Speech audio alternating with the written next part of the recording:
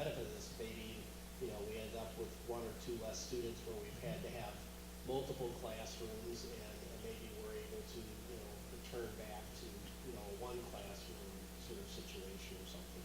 I was thinking because it might only be 2, 3, 4 children, that we wouldn't have to do that. But I could see where you're saying that if numbers wise it bumps over and you got to split out, you want to head that off at the pass, so to speak. Yeah, it makes sense. In following up with this, when I asked the question why we're doing this, it seems obvious that it's to keep people cheating the system. What other techniques or policies are in place by which we capture that people are skirting the system as they exist today? Is it just like this one where a neighbor calls, or is it, what is it?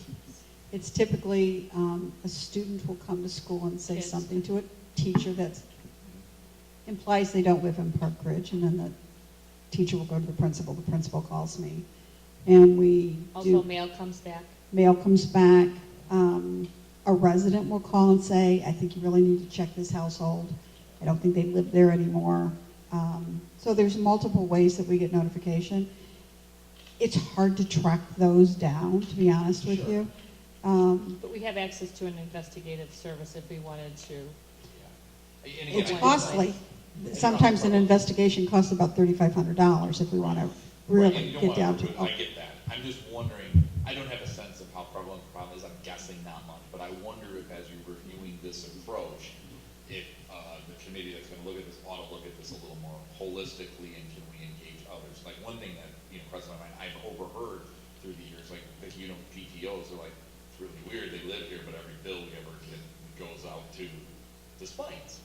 I wonder if PTO information could be be of assistance to us to find. I'm just wondering, should a team, if you're going to look at this and you're going to change this, should you look at it comprehensively to say, are there other strategies we could have in place to catch even more if that's occurring? You know what I mean? I just wonder if we ought to do that before we come forth with this as well. Like, hey, and this is a great step. I'm fully supportive of a couple of checks throughout the 8 years, but I just wondered if we ought to look at it, if there's other ways, creative ways to find, to catch people who are trying to cheat us. Just a thought. So, again, my thought is, we're asking a large obligation here of the taxpayers to help fund our schools. I think this is a very small obligation to place on parents to ask them to do this at least for the first year, to run a pilot. For me, I think that it needs to be all the grades. I think that if you want to get true, accurate information and measure it on how many students are actually outside the district, you can't just nitpick or cherry pick a couple of different grades. You got to go with all the grades, and I think we should do that in the first year. Well, this is not an action item. Certainly it's up for discussion. And so far, Lori has some direction from the board to rewrite and then contact Terry to discuss the concept of folks who move out of district while their children are still here. We have 2 concepts regarding the verification of residency, and that would be to do it at INSEPT, to do it at grades 3 and 6, and Dan's suggesting that we do it in all grades. Obviously, we have to give Lori some direction. So the concept that Dan is bringing out of doing it in all grades as a pilot study, blanket everything, you'll get all the data and information, and then you can decide from there where to go. I assume that's what you're stating, right, Dan? Yeah, at least in the first year, absolutely. Okay, so, that takes in a couple of factors such as cost and time involvement, and being that we've not done this before, and there's probably going to be a fair amount of time involvement with that level of extensiveness. We need to have an idea from the board, from your other board members, who might agree with that concept. And it does have merit, Dan, don't get me wrong, it has merit, but I'm wondering if anybody else is going to entertain that thought. I guess I was hoping to put that off until we actually have a vote on it. I'm not sure we need to, we all need to indicate preferences on this, but if I'm pushed, I probably would not vote in favor of something that was every year. I might vote in favor of something that's 3 times. I also am in favor of exactly what you proposed. Yeah, and Dan, I'm suggesting to get an idea now because I think how this gets rolled out may be dependent upon whether we're doing this to all the grades or just doing it to 3 grades. So I wanted to give Lori as much of a clear run with this as possible, and that's why I'm kind of bringing this up now. Tony, I agree with you. I mean, I think we owe that to Lori and the administration that let people know, hey, if this is just Dan's wild idea, or if this is like, if there's other people on the board who agree with it. Because if it's one person, it's one person. But if there's other people, then I guess we can talk about it further. Yeah. I believe in capturing as large a group, as large of an end, so to speak, as possible in the pilot or first year. And the data will tell us what we need to do. I don't think we should decide now if we should go kindergarten, 3rd, and 8th or 6th, whatever it was, until we do a pilot year. And I think we'll get the best data if we cast the widest net in the first year. You'll also impose the biggest burden if you do that. And I'm not sure I've heard any reason why we think that, for instance, the 2nd grade data would be any different from the 3rd grade data.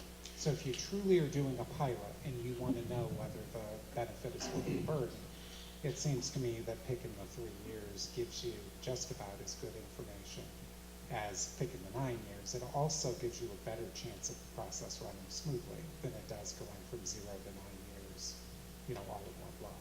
There's several arguments in there. One is about the burden, how onerous the burden is to the staff and the parents to get it done. And that makes sense. Obviously, if you have multiple children, you're going to be it's only going to be one parent for 2 grades, but then you're also going to catch multiple children if you do it in 1st grade, 3rd, or 6th, and that's a valid argument. My argument is that you cast the widest net to get the greatest number of N. When you're doing a study, you want to study the broadest number that's the most valid in terms of predictive validity, rather than the smaller number. If it depends on what the purpose of the the pilot is. Is it just to see if it runs smoothly? Then the smallest number would be best.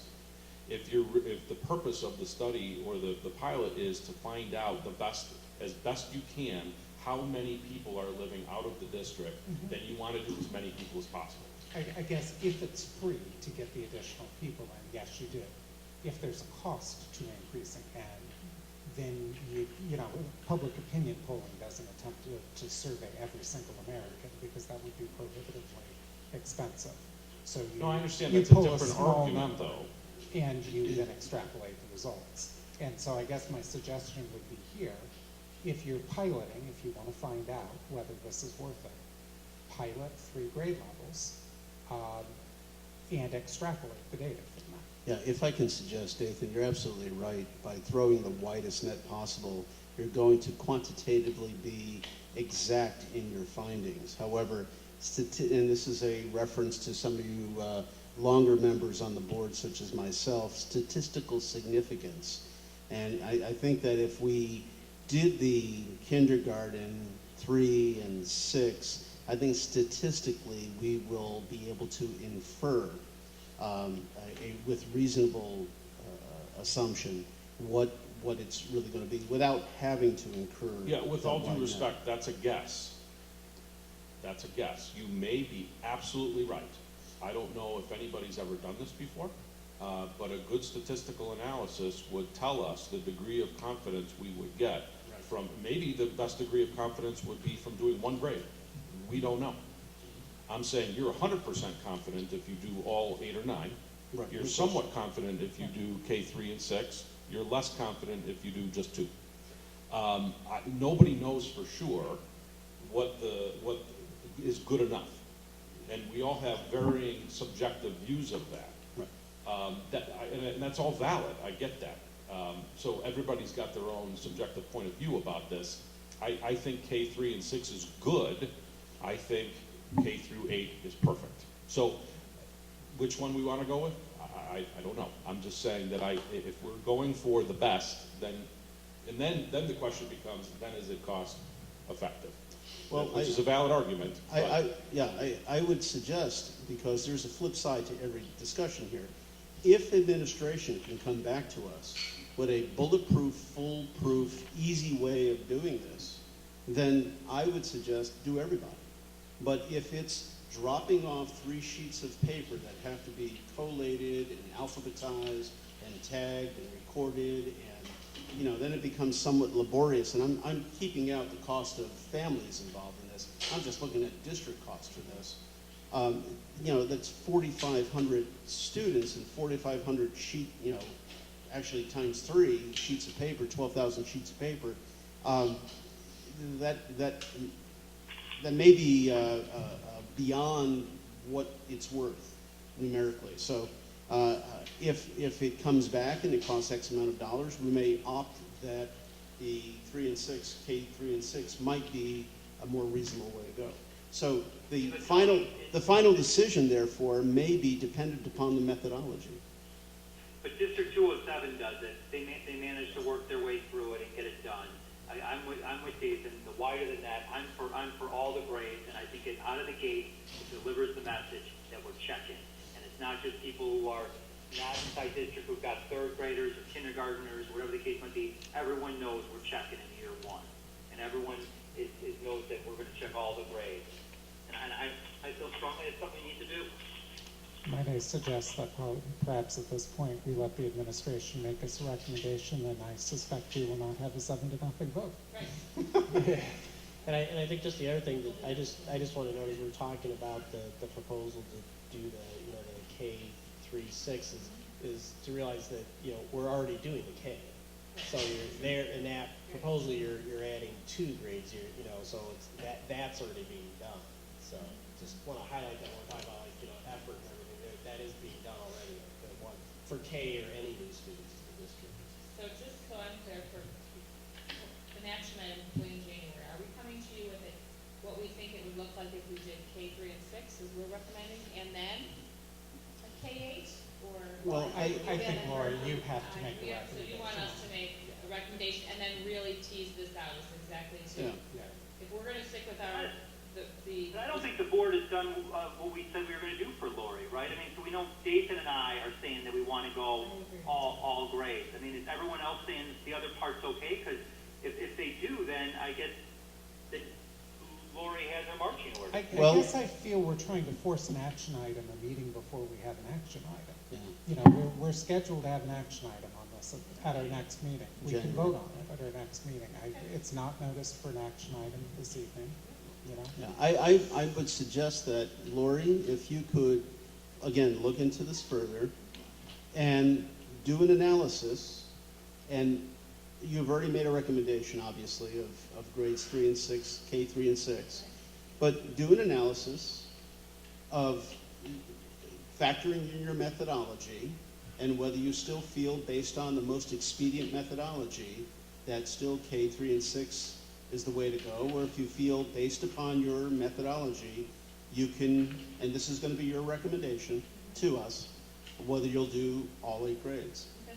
And what would be the expense involved? So I imagine that, we don't employ people to do this now except for kindergarten. So I'm assuming everybody in our office is busy, so, are we gonna have to hire some people on a temporary basis to do this, or Do other things keep get some delayed that need to be people, done? keep some people, I don't know, Sure. keep some people on the payroll, whatever, but I would be interested to know what's the difference, projected difference in expenses, between the 2 approaches. I should have something, I'd like to see the difference, if it's virtually no difference, fine. But if it's, a regional difference, I have no reason to think that the cheaters are not normally distributed among the grades, so I will take 3 and make a difference, so. Okay, So we'll await your analysis.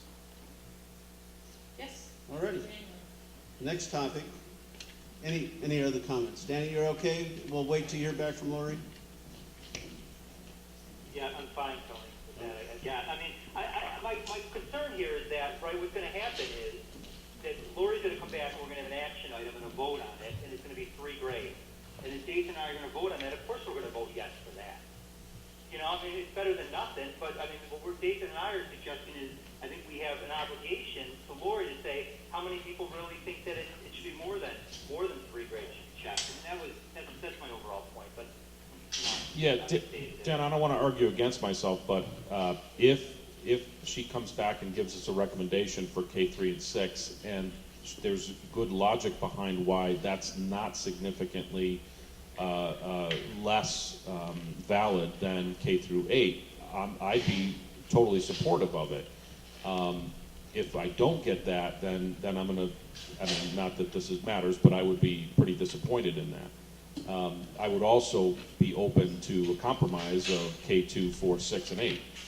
Whatever they suggest, if I get a sense that it's valid information, valid data, then I'm fine with it. Okay, so how about if we move on to the next topic? Discussion and approval for issue RFP for voice over internet protocol, or VoIP. And Jay? So, thank you, members of the Board of Education, for this time this evening. Try to use the mic maybe to help Dan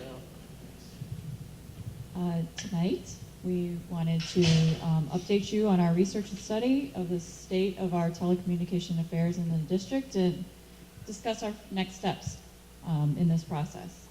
So as the memo dated November 14, 2014 to you and Dr. Hines indicated, we had begun an initial review of the telecommunication system and began this in late October. The technology team retained assistance from Client First Consulting Firm, who currently handles our E-rate funding applications. And they helped us assess our current network infrastructure and to conduct a return on investment analysis for the replacement of the telecommunication systems. So this included Lucas Cowden, our network manager, Janice Santos, our assistant technology manager, and Tom Wyman and Marcia Struwing of Client First Consulting Firm. So where are we now? Well, basically, here's a summary of the background information on our current state of telecommunication affairs. An increased incidence of trouble tickets, obsolete telecommunications equipment, increasing operational costs, and increasing maintenance and support risks.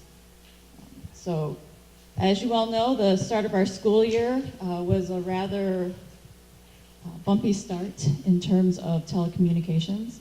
The reliability of our current phone and voicemail system had come into question when a major system failure occurred at the start of the school year, and the district was without full phone capabilities from August 29th to September 19th. These issues caused a great deal of strife since the phone system is an essential way for our parents to communicate with the school district. In examining the causes of this malfunction, it's been concluded that it is getting more costly to maintain this legacy phone system. So with that, this obsolete telecommunications equipment, just to explain a little bit about it, it is a legacy Centrex system. And the last upgrade to this system was back in 2006. The district also has to operate a separate voicemail system, and in a sense, Centric dates back to the 1960s, and that's when it first came about. The district also has to operate, all in all, the district pays approximately $8,000 per month in Centric's line and usage charges, and it's also important to note that our current 5-year contract with AT&T for this Centric service is set to expire on June 30th, 2015. So I ask a question, MJ. So Sure. for that contract, so that's a 5-year contract. I'm not sure how long this process would take. Do we have options to just renew that for a year if we needed to? Yeah, I don't know how that works. Yes, we probably would have options of doing that. If we were to expedite a process, starting tonight, we would hope to have this in place by June 1st. That would be best case scenario. And I'll get into a little bit of what that cost would mean, but because Centric systems are becoming quite outdated, it costs AT&T more to upkeep and maintain a system such as that. So they're going to pass that down to us, and probably not sign a 5-year contract again, but sign a 1-year contract, but have it cost 30% more. So to that extent. Thank you. So again, just to lead into that, there will be increasing operational costs. The move away from providing copper services, which is the Centric service, industry has been moving away from it since 2004. So for the last decade, many of the telecommunication companies have poured into more research and development into what we're going to look at, voice over IP. So, and again, there is an increase of maintenance and support risks. Now this means that there is a lack of Centric's parts and support that is out there for a legacy system. There's really only a very few engineers and even resources being invested in parts production. So you're talking about a longer wait time for parts or even more scarcity and again, a higher cost. And what's interesting too is the other factor that's playing into this is that starting in 2015 to 16, E-rate funding for Centric's telecommunication systems actually decreases by 20%. So it's going to cost us 20% more even. So with that, that brings us to what voice over IP would offer us in this. Now, given the conditions of the aged legacy system that the district currently has, the increased costs, operational costs, and increasing the maintenance and support risks, this is, right now really is a timely review of considering improving our telecommunication systems. Sort of the perfect storm happening as we're this year. So what is VoIP? VoIP is really just analog voice calls converted into data packets that travel through existing data networks. And it goes over the internet or private IP protocol networks, which is what we would be doing. So you can make a call from any device that is familiar to us, a landline, a cell phone, but you can also call computer to computer. It's really data just traveling through a network. So because you're adding voice to an existing data network, there can be a reduction in costs, improvement in productivity, and enhancement in collaboration, because voice over IP offers a great deal of many other features. Yes? Excuse me, how is the Centric system powered now? Is it like a standard landline telephone where if your electricity goes out in your home, your phone still work? Yes. It does? Yes. And if electricity goes out and you have VoIP, you have no telephone, you have no communications. So does that mandate that we have, every building now has to have some sort of generator for this? Or does every building have a generator currently? That would have to be part of the plan to look at, but it's not that it's not that we pull out all the Centric systems. We definitely have something for emergency purposes left in place, but again, that wouldn't be our main functioning system. It would be a backup system. And is the cost of the generators included in your prospectus here that was provided to us? There was a small consideration, but again, that's going to depend on the vendor and the plans that if we can move forward. Is there about 10,000 to 12,000 per building? I think we'd have to have a current analysis of what we do and have in the district and see what could be laid on top of that if necessary. But I mean, with the telephones, I mean, wouldn't we already have some sort of capability like that? I think terms of, we're already covered by all the well, generators. there's all sorts of other things. I'm just thinking in terms of, lights would be more important than having telephone service in an emergency where you lose the power or something. Lights What may about be, your they may be heater? battery or something. So- I don't see Scott back there, but I think our generators right now are tied to our emergency systems and for a short period of time. Can you say what a short period of time is? I would prefer Scott to Okay. answer that question. And it's hours? Yeah, in the whole conversation, I just want to know, are we going to have to incur some cost for some sort of backup power supply system? Because I know when the power goes out, VoIP goes out. And if somebody could tell me that, nope, it's all hooked up and we have another system that kicks in, then I'm okay. Yeah, that's definitely one of the questions that we have for our request for proposal. And so we would get that information back in, and as we study further into this.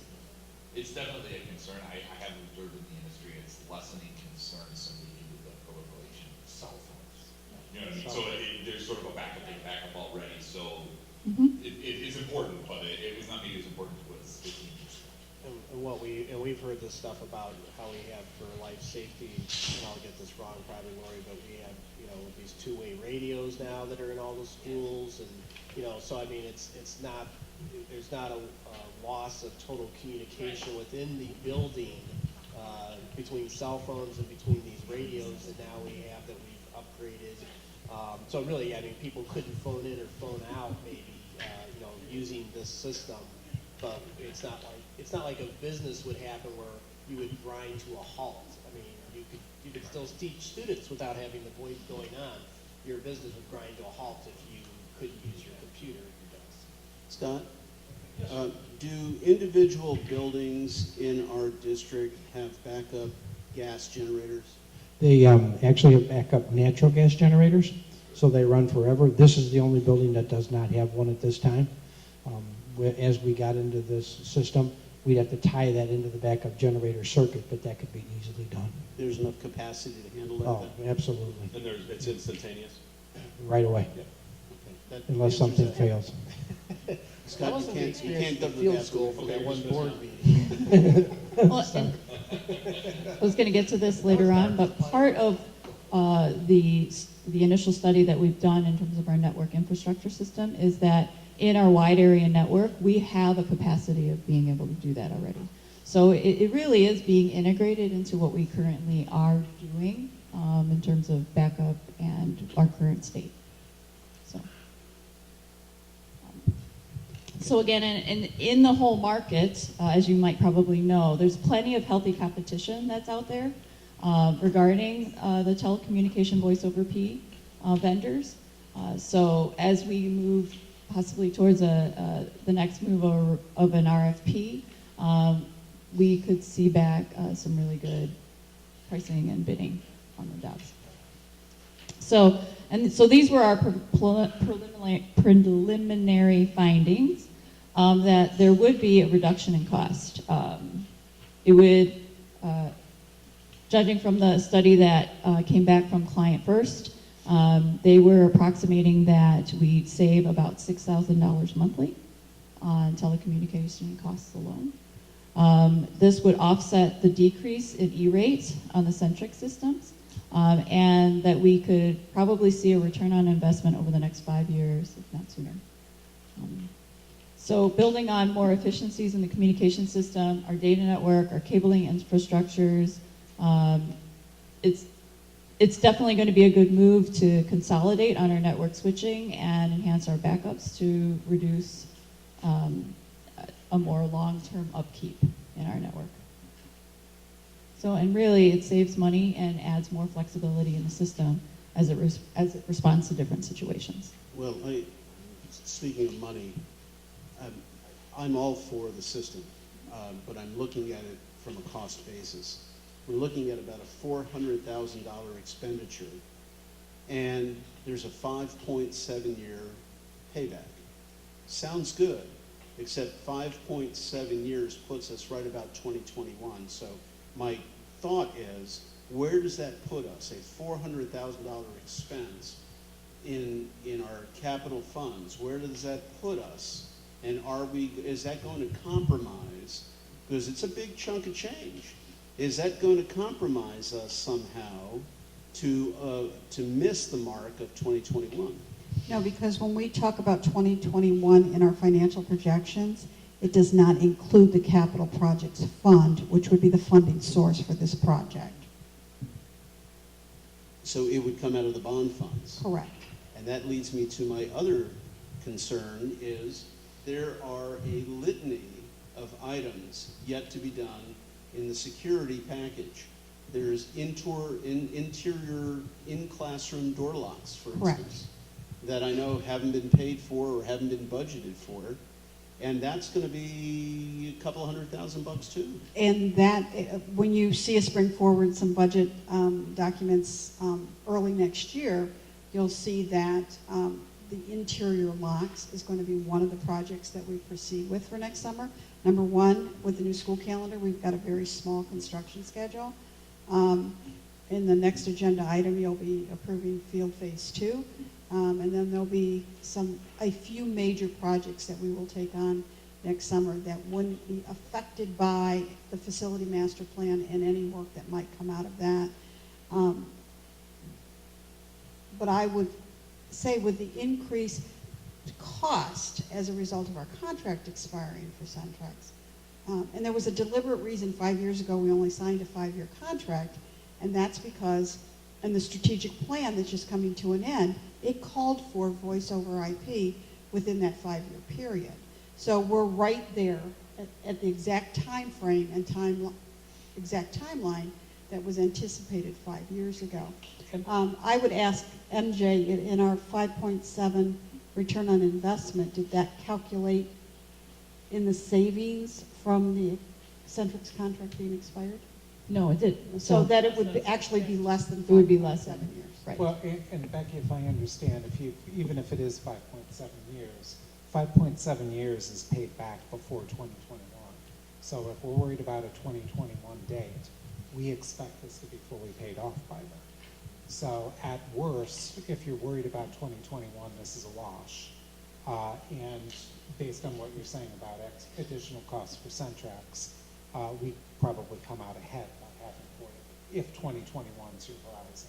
If 2016 were your horizon, for instance, you'd be absolutely right to be worried about the big upfront costs. But I think if your financial horizon goes out as far as 2021, you pay it off by that point. Well, my concern about 2021 was not only do we have to do this, but there's other projects in the pipeline. And my flip side to that was, has the administration done a prioritization on some of these projects? And is this the number one? It sounds like this is the number one priority because the contract's coming due and it's time to do the flip, and I get all that. But there's other, in my mind, equally important items, perhaps not as advantageous monetarily, but equally important items that need to be concluded. And so far, I haven't seen any listing of things. And I know, Scott, we had that big, thick plan handed to us, and I'm not even talking about the vestibules anymore, because I realize that's going to be literally millions of dollars. But I'm wondering if there has been some listing or prioritization of some of these projects and how to really kind of tackle these over the next 2, 3, 4 years. So by itself, yes, this one particular project will be covered 5.7 years. This is 2014. However, this isn't the only one. No.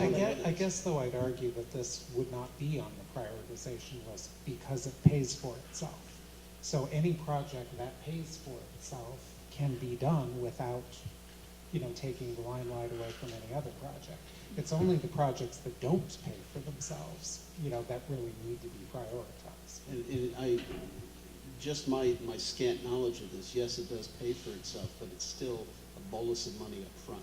Sure. Well, I think And- the other thing to consider though is what's on the table tonight is just talking about issuing an RFP. Right. So why don't we just go ahead and do that?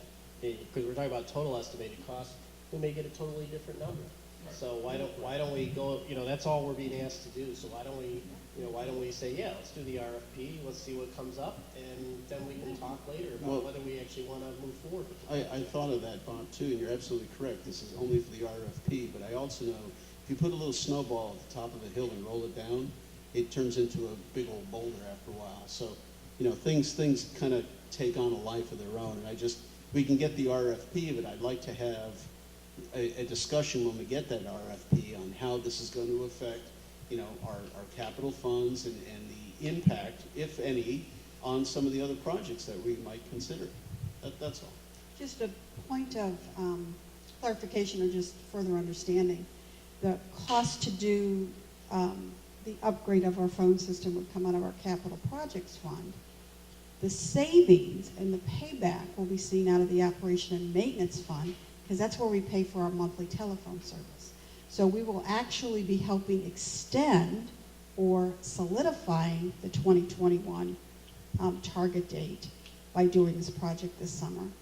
And not drawing down on our, instead of continuing to draw down on an expense in our O&M fund, if our telephone costs are going to increase by 50% next year.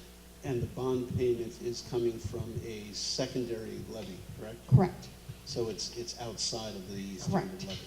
Correct. So that's probably, as you always do, you came through with the most relevant consideration, so thank you. That makes the most sense. Thank you. Yeah, so with what Becky said, I mean, So what Becky said. we are looking for improvements. We're looking for improvements budgetarily, expenditure-wise, and in productivity. And it seems like this is sort of the perfect storm, the greatest timing of being able to do this. And in facing a new school year without the worry of facing a whole other onslaught of phone issues, that would only increase as this system ages. So again, looking at enhanced collaboration and many of the features that Voice over IP offers us, and looking at a potential project timeline. So definitely, we're looking at issuing out this RFP, having vendors bid, and that 397.6 price tag for now is really without competition. And for what we're understanding in the market, that's probably going to drive down and give us some really nice proposals of what we would like to see done here for Voice over IP. So in looking at that, we are probably really going to bring something to the board, if not in February, in March, and have another discussion about where this all plays into in terms of the big picture of facilities management and whatnot. So then again, as we move forward, what it would look like would be a July system cutover, and then training in August for staff, and starting out our new school year with the new phone system. So that would be our recommendation, to develop a request for proposal to obtain competitive vendor solutions and quotes for a new voice over IP system and data network enhancement, and to conduct a formal voice over IP vendor selection process. Any other questions? To me, this is a slam dunk. Yes, go for it. Quick question, I'm gonna go. Are there any questions? Scott for has Yeah, MJ? quick one, I'm gonna go zero to geek fast here.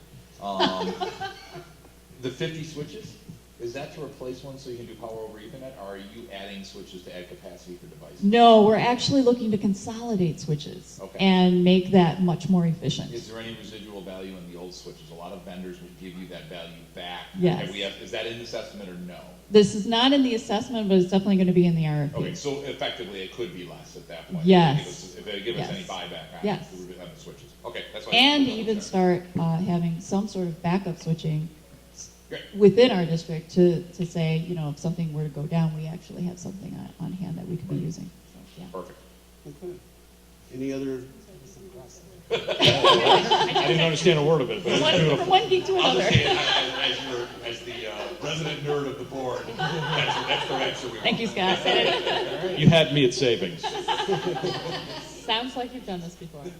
So, sounds like there's no other questions, so we'll take a motion on this. I move that the Board of Education of Community Consolidated School District 64, Park Ridge-Niles, Illinois, approve to issue a RFP for voice over IP, VoIP. Second. Starting with Bob. Aye. Aye. Aye. Yes. Aye. Aye. Danny? Aye. All righty. Scott? All right, Tony's gonna leave us for a little while, so I certainly can't replace him, but I'll stand in his stead. So I guess we'll move on to the next topic, which should be the CEC overview. And this is just a very quick update, as the meeting's getting a little long. Just a reminder that we will be having the Consortium for Educational Change come out February 3rd through 5th to conduct their system overview assessment. So you have the new time frame in your mind. In February, that external team of between 18 and 22 representatives from the CEC will be coming out in an effort to kind of blanket the district, hit all the schools, and talk to as many stakeholder groups as possible. And they really want to talk to board members, PREA, exec board members, parent leadership groups, every classification of staff, and they're really going to drill down to see how we're doing as a district in terms of learning, collaboration, and results. So in preparation for their arrival in February, we have an internal self-study team that met with Mark Van Clay, one of the CEC's kind of big guns. You met Perry Solberdell in the summer. Mark Van Clay is his right hand, I guess, and gave our internal self-study team marching orders to start in December and to work through in January, so we are fully prepped and ready for their arrival. What that will entail is 3 subgroups, one for learning, one for results, and one for collaboration, working to complete a very extensive kind of a questionnaire process. And we're doing that in small subgroups where we're doing a lot of groupthink. We're analyzing the questions. We're figuring out how best to paint a picture of where we are right now as a district in those 3 areas. And then we're taking what our subgroup is doing and we're really cross-checking it with other members of the staff. So sometimes it's with the psychs and social workers, sometimes it's the special ed facilitators, sometimes it's our curriculum specialists. So when they arrive in February, they will have the most comprehensive picture we can create in terms of what we think our district is doing in those 3 areas. Then in addition to kind of the questionnaire and narrative that we have to complete, we also need to do a rating of these three areas. And it's a very detailed rating process. And then what they look through when they come out is, can they verify findings from talking to different groups and from their observations to say, this is what you tell us is happening, and are we actually seeing it and hearing it in practice? And then based on the external audit team, they're going to come up with an oral report when they leave on the 5th, and then within a month they said they'll have a written report for us. And they tend to identify like a big 3 or a big 4 areas of focus within each of these areas for our consideration. So that will be data that we will then use as we move to strategic planning. And we'll try to build that data, if we in fact agree with it, into our strategic plan as some of the work that we're going to focus on in the coming years. So we are in the throes of getting that process started from an internal perspective, and we're anxiously awaiting their arrival on February 3rd. So as you know, hopefully from my memo on Friday, they're looking for board participation. The issue is going to be that they work from 8 to 4.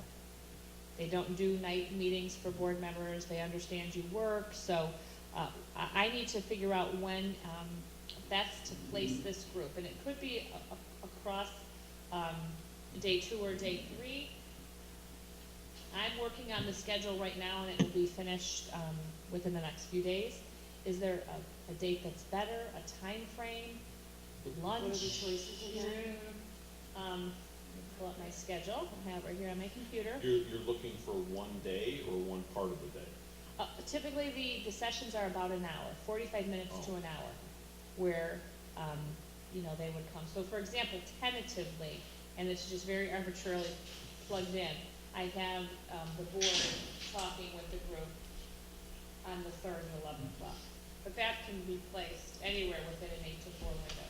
But it has to be the No, it could be the 4th or And the Lori, 5th. how many board members are you looking for? Are you looking for all of us to talk to them, or just a couple of I would say a couple volunteers? would really work, or we would have to slot you at different days and times, because, all 7, if we get Right. together, then we have or if Then we have a 4 get meeting. together, then we have a Right. meeting, so it's a different scenario. So we have to balance that out. If more of you wanted to participate, we would just have to offer up different days and times, and maybe have a couple of you attending within each of the slots. I can only speak for myself, but I can, putting aside things like needing to be out of town, Sure. I can make myself available at any of your slots. And if you're only looking for a couple volunteers and say, I got stuck and couldn't do it anymore, I'm sure I could turn and somebody else would be able to do it, or vice versa. So my advice would be, put it where it makes sense, And I'm sure you can get a couple of us. Right, so within this existing block that I've plugged it in, and this is just a tentative, I haven't shown it to the team yet, I worked on it over the weekend. 11 to 12 would be parent leaders in room 1, union leadership in room 2, and board members, up to 4, no more than 4, it's really 3, 2 to 3. You can only have 2, two. right, that's So that's you three. need It's you gotta want me to be give us open 2 or 3 hour increments and. On the 3rd, and then I can plug you guys in again in another day and But just time. remember, if I it's could more do than the 2 fourth. board members, Right, it's, then we have to have an open meeting. I could do that. Yeah, I at can any do the time. fourth or late afternoon on the third, but the fourth works for me. Yeah, if you wanted to maybe slot tentatively 3 slots, one of us probably won't make it, right? I mean, that'd be a good forecast. And if one of us has to be bumped, I mean, one of us could volunteer, right? But I think at this early date, I mean, I could. So Dathan, you're saying I can plug you into the 3rd, and, Plug me in there. okay. And then Vicky, this would be 4th, and you said, I'm sorry, what? Well, I noticed we have a PTO president meeting in the morning, so I'd be there, but I could do afternoon, whatever works. Okay. Lori, Dan, I can make, whatever time work as long as you give me enough notice. 2:30 to 3:15 on the 4th, On which day? the 4th of February? What day is it? Wednesday. It's a Wednesday.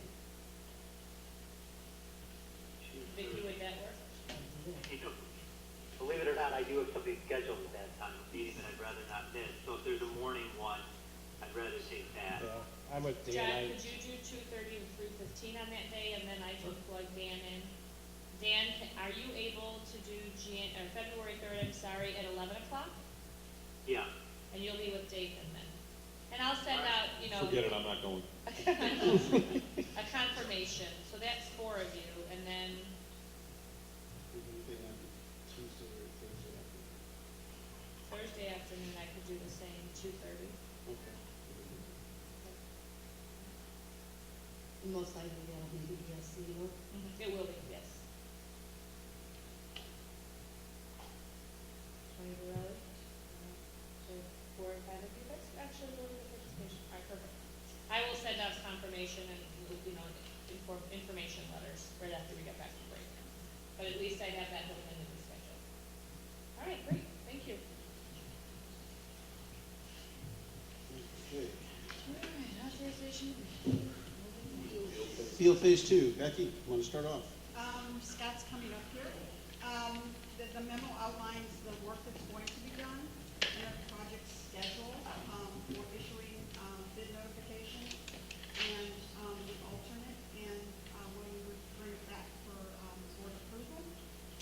And start and exchange of complete dates, and we're recommending that you authorize us to release the bid documents. The second page of that document contains, guilty of my own, always telling people to use the microphone. Page 2 of that document showed you an outline of what the budget was, what the actuals have come in at, so that if you look at Field Phase 1, the budget was built on 5.3 million, and when all is said and done, we think we'll be at about 4.3 million, so we're about $1 million under budget. And this goes back to our previous conversation, when we sold the bonds for 8.6 million, it was factored in at the $5.3 million. So just the bidding process and the results of the bid and the work of the contractor has allowed us to save over $1 million in that project, which will help us offset the cost of the voice over IP. And so that we're estimating the cost of Phase 2 at about $1.5 million. Does the savings include the construction manager we added on? On the Phase 1? Yeah. No. Okay. No. But still, nonetheless. Construction manager on Field Phase 1, we did not use a construction manager on that piece of it. Oh, we didn't? No, Okay, I thought we were and gonna when we bring this back after we bid it, I will add both the architect fees and the construction manager into there, so that you see what the total project cost will look like. Nonetheless, I know this is through a lot of active management, the savings. It's not just bids came in low. I mean, I know you guys are managing them, so very much appreciated. So I'm a little twisted here. So on Field Phase 2, are we gonna have a project manager on that? Yes, we do on phase 2. Okay, and Construction therefore, manager, what's that? the construction manager. Okay. Owner's there- reps. Therefore, we will not have to pay the freight for the architectural management, correct? We say that? In the architectural fees, there's construction administration, not construction oversight. So there will still be that architect fee included, because there's still construction administration, i.e. the documents to make sure that everything is. But it is a savings, correct? Well, if it's not going away, it can't be a savings. We will continue to pay the architect their fee for construction administration, which is 3% of the total architect fee. And we will pay the additional cost for the construction manager. But I'm going to assume, since when we built these budgets, that we built them based upon a general contractor, that you will see savings with the way the bids are going to be let and the contract awards. Because it won't be just one contract award, it could be multiple. Yeah, one of the areas what we talked about earlier on the construction management side for the savings was on the change order process. On the change order process, the general contractor is allowed a percentage of increase of profit on any change order that comes through. With the construction management firm, we won't have that expense. So that'll be on phase 1. It was 10% of any change orders that we had. So there'll be some savings there for sure with the construction management firm on that. Let me just make sure I understand what we will be bidding. If we are going to use a construction manager, are we issuing bids for construction management services, and then the construction manager will issue contracts to the people who actually do the work? The board approved at a previous board meeting, and I don't remember the month that we approved Nichols and Associate to be the construction manager for field phase 2. Okay. And so if we have a construction manager for field phase 2, and we will not have a general contractor for field phase 2, then who is receiving these RFPs and what are they bidding on? Okay.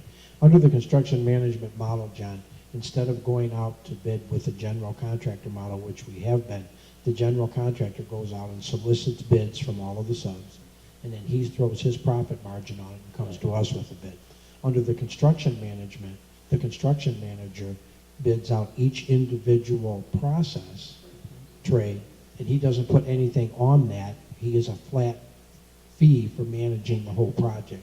So we should come in, theoretically, and practically all the time, we come in with much better pricing, and then any change orders that move forward, there's no additional cost for those through the general contractor.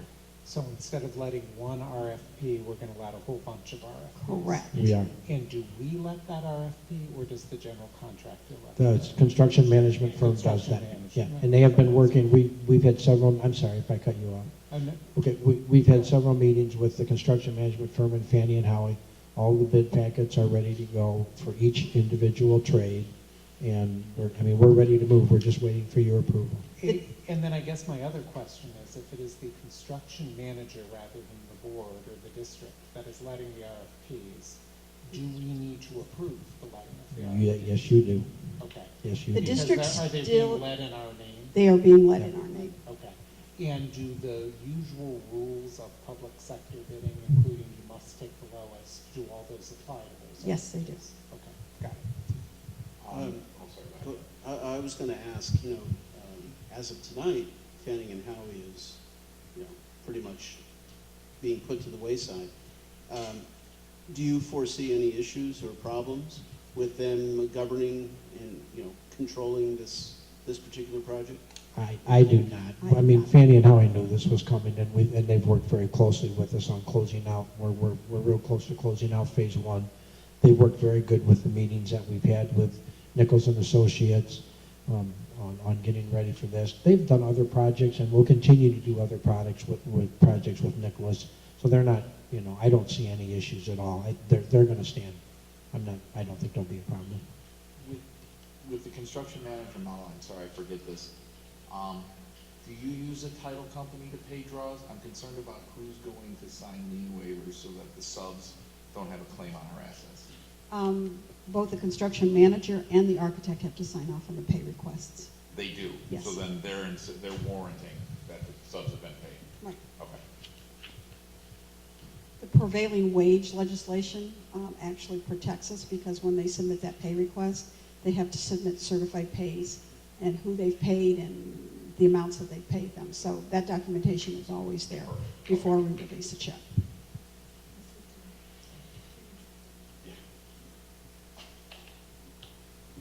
Any other questions? Do we have a breakout of the cost here? I see that, is the total cost $1,500 or, sorry, $1.5 million? That is correct, Dan, yes, So we have a 1.523. breakout of how much is roofing, how much is gutters, tuck pointing? We do have that. It wasn't included in the packet. Oh, I'm sorry. We could certainly get you that information, We Dan. can get that for you. The majority of it was the roofing, Dan, and the tuck pointing. That was probably 95% of the cost of the project, those two items. It was how much? About 95% of the cost of the project, if memory serves me right, was the roofing and the tuck pointing. Was the We can roofing? attach something to the Friday memo if that's soon enough for you. With the Scott, exact And the, breakdown. and so with the roof, is it a tear off? Is that what it is? Oh, it's total 100% tear off on the third floor of the third story piece of the building, and then replaced with a vented nail base roof for to meet building codes and better installation codes. So you're gonna have a ridge vent? There's no ridge vent now? There is no ridge vent now. There will be a ridge vent if I'm not mistaken. Okay. Yeah. And I was gonna ask you if there's, we were at someplace, some other building, and we did a partial repair on a roof, and there's all kinds of rotted wood underneath. If you're doing a total redo, it doesn't make a difference because it's all going away, right? Yeah, everything's coming off. Okay. Yep. Any other questions for Scott or Becky? Scott, so it says here substantial completion August 31st, so we'll be in school for approximately 2 weeks prior to that. Are there anything that we need to be concerned about, or is it more finishing touches type of thing? It's finishing touches and making sure that everything is done. And I have also notified the construction management firm of a possible change in our calendar, which would make our summer 8 weeks, and we've already accommodated for that. Thank you. So we'll need a motion for this. I move that the Board of Education of Community Consolidated School District 64, Park Ridge-Niles, Illinois, authorized the administration to bid Field Phase 2 project. Second. Let's start with Bob. Aye. Aye. Yes? Aye. Aye. Thank you. Aye. Okay. Sorry, Dan. All right, next topic, adoption of the final 2014 levy resolution 1130 and resolution 1131, reduction Okay. of certain fund levies. I have a short presentation and just some comments. I talked earlier about the summer of 2013 when the board adopted their consensus goals. The operating principle basically extended the referendum commitment for an additional 4 years to 2021. The operating goals to support that operating principle, key to me is levy to maximize revenue under PTEL formula. And I say it's key for me, and it should be key for everybody in this community, because there's still two pieces of legislation sitting out there that may affect total funding for the district, and that would be Senate Bill 16, which would be a loss of revenue for the state revenue that comes to us, and the pension shift, although we've been talking about it for multiple years, is still out there. And those are key pieces of legislation that Ed Red says we should watch for the coming year, because they certainly would have a financial impact on the district should those two things pass. This is a slide that we include every year in the presentation that we do. We did in October this year, and it talks about everything that we're talking about now, and all the numbers are based upon estimates. Final information will not be known until sometime in the June-July timeframe, and at that point, a tax rate will be calculated. But I would point in the formula, in the numerator, do I have that right? Thank you. It would be prior year actual tax extension is a key factor in that formula. If for some reason we would not levy any increase in the dollars this year, then we would lose that. That's the that prior year actual tax extension is the base every year for the calculation for the following year, to the following year, to the following year. And so if we wouldn't levy dollars this year, those are dollars that are not only lost this year, but we compounded over the next 4 or 5 years. And again, with Senate Bill 16 hanging out there still, and I think we'll probably have some resolution to that in January, early February, I think we as a district, you as the elected officials, are the stewards of our resources, and I think it would be in the best interest of long-term for the district to continue to levy in accordance with the consensus goals. This chart just again drives home the point that whatever, it does matter what the board requests. And as you can see the history, if we just look at 2013, the CPI was 1.7%. The board approved a year ago a 4.9% increase in the levy, and our actual levy increase was 2.5%. And if you go down for multiple years, you can see that we can have continued to levy at that 4.8, 4.9 frame, but we haven't realized an increase at that level since the district was successful in 2007 passing their referendum. Again, regardless of what the levy request is, the district's actual tax extension is limited by the CPI, and that law has been in place since 1991 and doing a very good job at making sure that municipalities, school districts, park districts make sure that they are using their resources in the manner which is expected of a government body. And again, the district is limited by PTEL, not the taxpayer, which I think you heard two people talking. But what we don't know when community members come in and make public comments about their individual tax bill is what kind of assessment increases have they had over the last several years. You all know that Cook County had for years this tax bills couldn't go up more than 7% regardless of what your assessment actually was. And then that phased out. Well, it was being phased out at the same time as the 2008 economy took a nosedive. And so that you were seeing your property values going down, but that phase out of that 7% limitation so it was compounding the issue for people understanding why their taxes were going up. Another reason I get concerned about not levying and maximizing our revenue under the tax extension is because 85% of all district revenues are local property taxes. For us to collect property taxes, we must file the proper resolutions with Cook County stating the amount by fund that the district needs. And again, it's all limited by the property tax extension limitation law. This chart was used in October, it was used in November, it's being used again tonight, demonstrating that what we actually think that we will receive is a total increase of 1.7%, although we are asking for a 4.6% increase. And the next step, we held a public hearing tonight, not because we have to, but because it's good public policy. Transparency is as important to you as a board member as it is to me as a business official. We want to make sure that our communities understand the business that we're conducting. You will approve the final levy request tonight, and then the school township treasurer will file the levy request with Cook County prior to the last Tuesday of December, which happens to be December 30th. Thanks, Vicki. And prior to taking this vote, I wanted to take any questions or statements that anybody might make. I have a few. Yes. Yeah.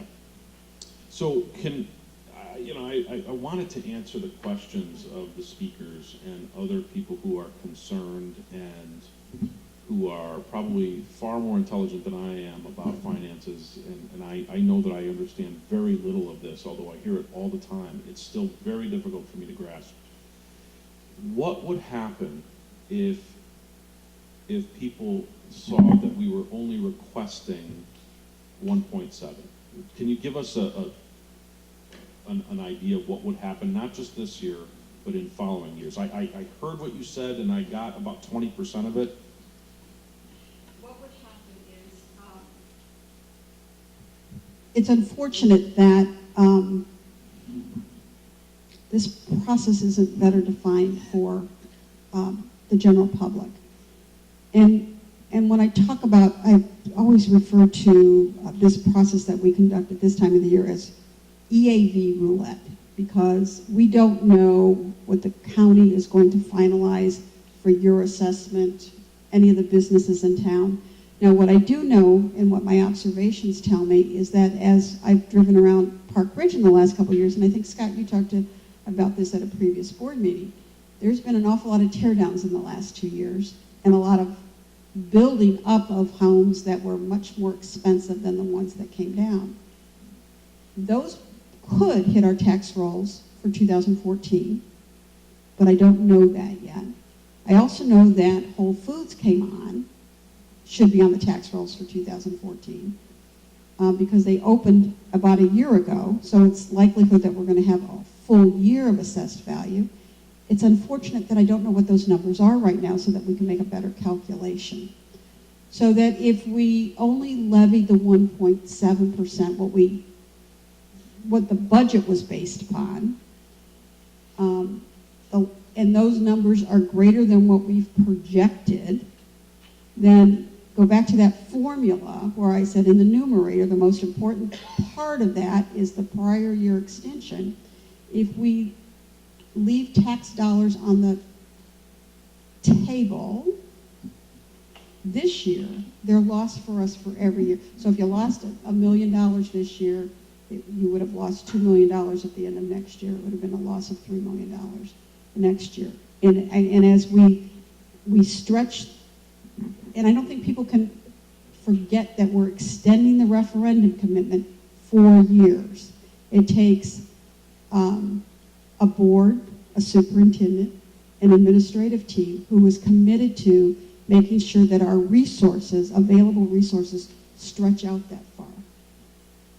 And stretching it out that far at this point in time is all a projection and based upon certain assumptions. If those assumptions don't come true, modifications need to be made along the way. But if you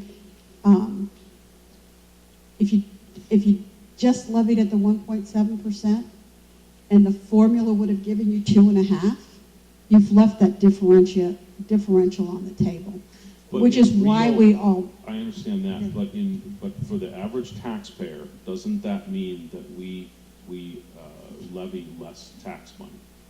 We essentially take less of taxpayer money in that case.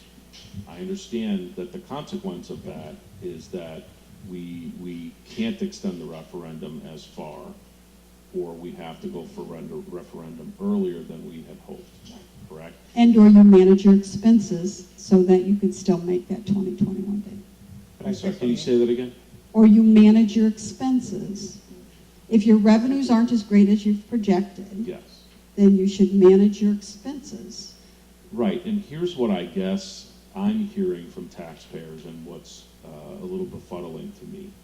When we made the commitment to extend the referendum as far as we could, and we came up with 2021, the spirit of that wasn't that we could now raise taxes as much as possible just to get us there. I think the spirit of it, and correct me if I'm wrong, was that we were going to be forced to manage our expenses. And my fear is that if between now and 2021, we try to maximize the amount of taxes that we take in during that time, well, we're just getting the tax money earlier rather than later.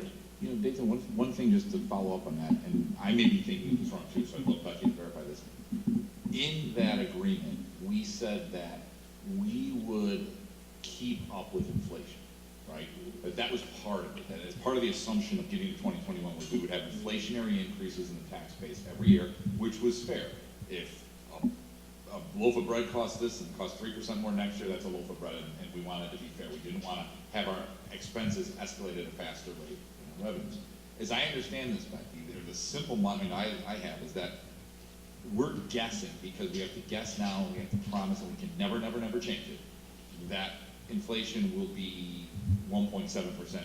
But she's saying, well, let's go to 4, because if it comes back at 2.5 or comes back at 4, which no one expects, but it does, we would then be not keeping up with inflation, which would make it harder for us to achieve that 2021. So that's the idea here, is we're guessing what inflation is, but we're over-guessing so that when inflation comes in, we know where it is. And then we'll catch at least inflation up to, I've always wondered why we just don't let you 5% every single time. Well, I guess to add to that from a super high level, I mean, if you look at our financials, it's basically, you know, we're heading down on the graph. So we are spending more money than we take in every year. And that's this, you know, and you're talking about this 2021 getting to the point where, you know, even the state of Illinois says you sort of fall below a threshold of what they think is an appropriate amount of reserves to have to get you through the rainy days or when the state doesn't pay you money. So I think we're, you know, even with these increases, we are still on that trend. And I think John's, you know, put it to me one time is you will at some point have to have a referendum. There's nothing that shows that curve going up without one. So I think this is, you know, by doing these levies now, it's a way to hopefully put that day off as far as possible. But if you do this, that will just increase the steepness of that curve, and it will go down even faster. And the date of a referendum will arrive sooner, and that will be a much bigger shock to people, I think, than what we're doing today. You know, and it might be helpful too to just kind of add some of the thinking from around the time we did the last referendum. Because Bob's absolutely right, that, you know, with that referendum, we started the district on, you know, what I call an upside down parabola, or kind of shooting off a rocket that goes up. If this is our fund balance, we were down here on the date of the referendum. The referendum caused our fund balance to begin going up. It reaches a high point at some point, it begins going back down again, and someday, and we've said that someday will be no earlier than 2021, we'll get back down again. When we were launching the rocket, when we were doing the 2007 referendum, we had a choice between making the referendum big enough so that we would not have to raise taxes at all during the period after the referendum, or having a smaller referendum, but assuming that every year thereafter we would raise taxes according to the PTEC formula. Either way, you could arrange to get to your endpoint, and at the time our endpoint was 2017. So we either could have, you know, taken off with a smaller initial referendum and then counted on doing these PTEC every year, which is what we did. Or we could have said, you know what, we're going to have a really whopping referendum, but after that, no levy increase for the next 10 years on all. We chose the smaller initial referendum with the continued use of the PTEC formula. In terms of transparency, I know that it was part of the calculations. I know that at least, I know that it was in the materials for training referendum volunteers. I know that when I did coffees, I made sure to tell people, hey, now, by the way, just because you're voting for this, please don't be under the impression that there will be no further tax increases. There will be the usual retail tax increase.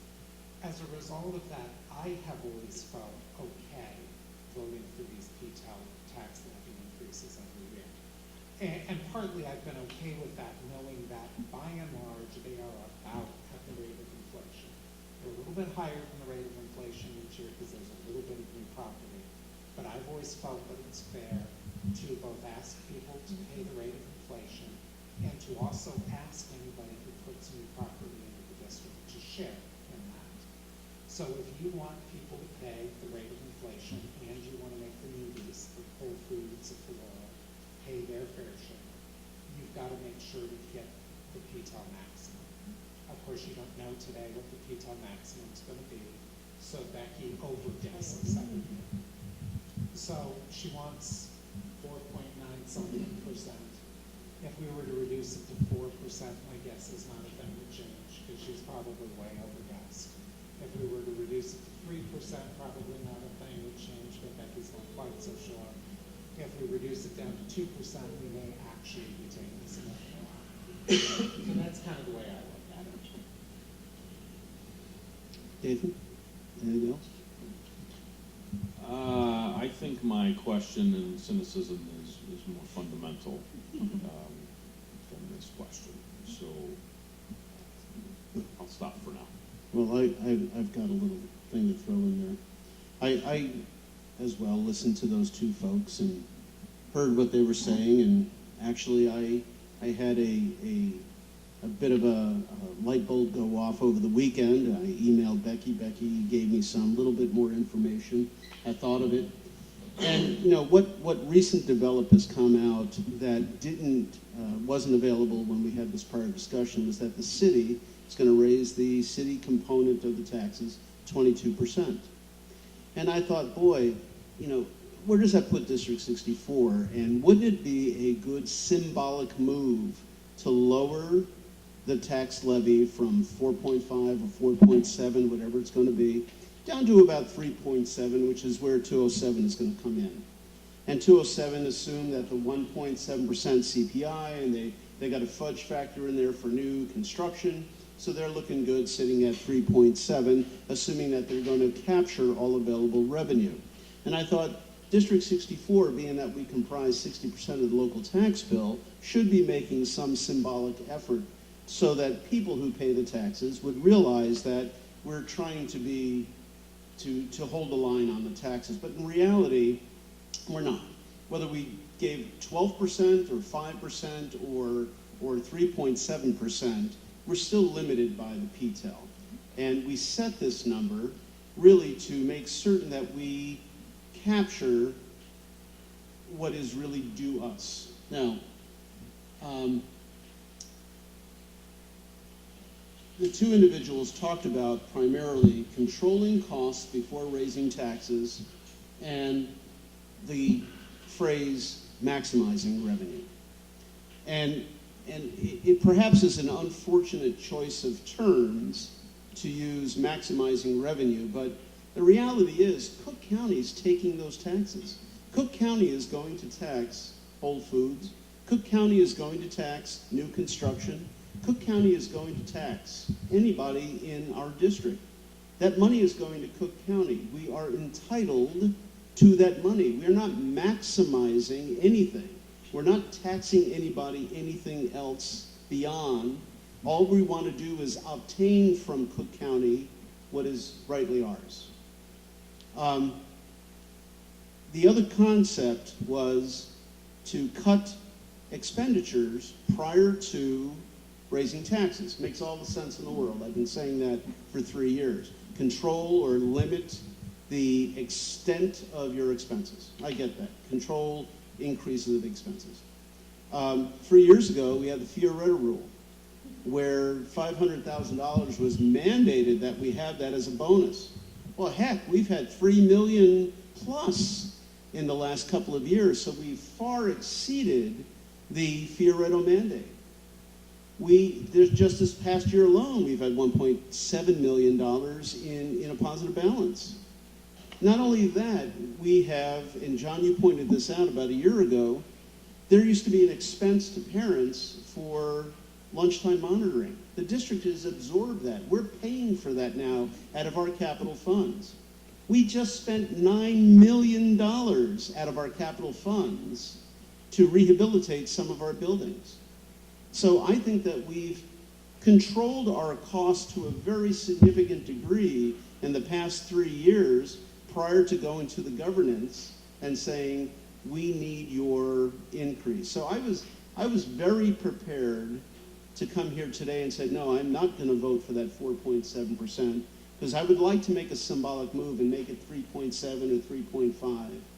But then I thought about it and I said, but what happens if Cook County takes whatever from Whole Foods or whatever that magic number is going to be, because nobody knows what it's going to be. And what if it's 3.8? We're eligible to get that whatever percentage from 3.8, and we set our number at 3.7. Have we done ourselves any favor? In fact, in the long run, it hurts us.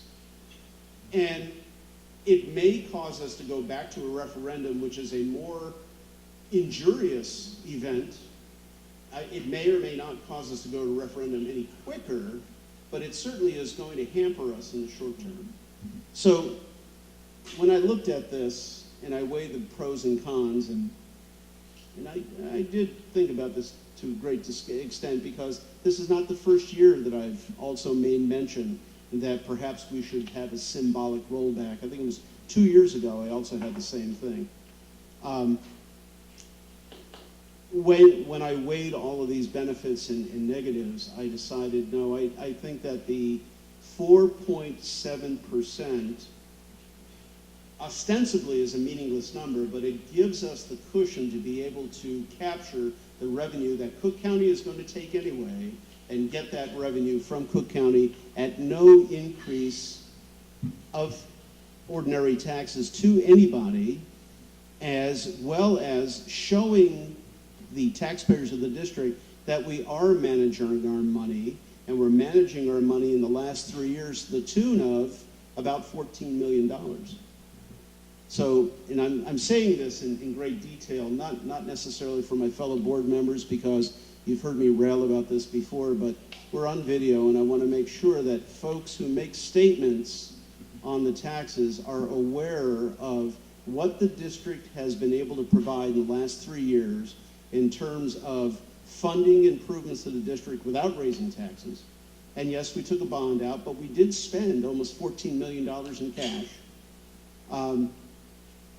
to control. So before we asked anybody for any money, we are controlling our house. We're getting our house in order. And what we are very beholden to the PTEL tax cap. And it is basically the rate of inflation. So I'm off my soapbox, and it took me 3.5 years to learn that, but I got it.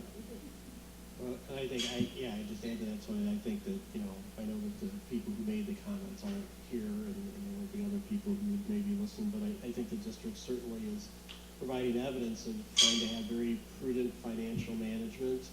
Just some of the things we even talked about tonight, residency checks. Why are we looking at doing that? Because we're trying to figure out that there may be a way to save the district some money from that. When people are looking at implementing new technology, the voice over internet protocol, our staff's looking at the return on investment. So I think that obviously nobody likes it when their property taxes go up, and we know that there's various different reasons why that happens. But I think that we are charged with looking at the fact that we have our largest expenses, our staff here, and we have contractual obligations to pay our staff a certain amount of money extra every year. And so if we fail to levy anything extra, when you just talk about inflation, that we're guaranteed that we will put ourselves in a worse situation, and there is no other source of revenue that we can look to supplant what we have. So we cannot create new customers. We cannot. I have not seen any evidence that there are going to be any large benefactors giving substantial amounts of money to the district. So I think that it's very prudent financial management to take this approach and try to have our district be on a sound financial footing as we can, even though we are in a declining balance environment. That hopefully we can find ways to stave off as time goes on. And perhaps we need to do a better job of showing the district exactly areas that we have saved them money, that we have done benefits in the district without any increase in costs. $11 million in capital improvements and approximately $2 million in scattered items, that adds up. That's a huge chunk of money without asking anybody to pay for it. That's coming out of our savings and our fiducial responsibilities. Thank you, Becky. Any other questions, concerns, statements? If not, how about if we have a motion for the property tax levy? Nobody wants to be the name. I move that the Board of Education of Community Consolidated School District 64, Park Ridge-Niles, Illinois, adopt the attached Resolution 1130, providing for a levy of taxes for the year 2014, and Resolution 1131, authorizing reduction of certain fund levies for the 2014 levy year. These resolutions and supporting documentation will be filed with the Cook County Clerk's Office. Second. All right, we'll start on Dathan's side. No. Aye. Yes. Aye. Aye. Aye. Danny? Dan? Aye. Okay.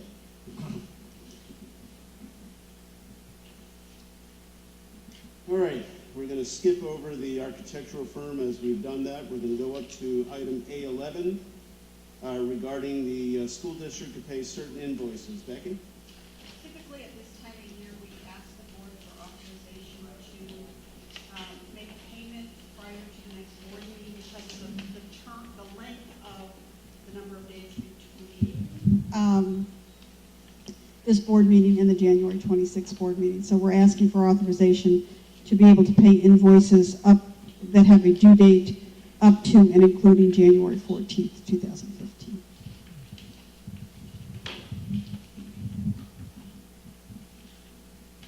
And this is a yearly thing that we do. We do it twice a year, Yeah. typically. This time and between July and August. Any questions or comments for Becky? If not, how about a motion? I move that the Board of Education of Community Consolidated School District 64, Park Ridge-Niles, Illinois, adopt resolution number 1132 regarding the school district to pay certain invoices prior to board approval. Second? Second. Okay, Bob? Aye. Aye. Aye. Yes. Aye. Aye. Dan? Aye. All righty. All righty. Next item, presentation approval of summer interim sessions.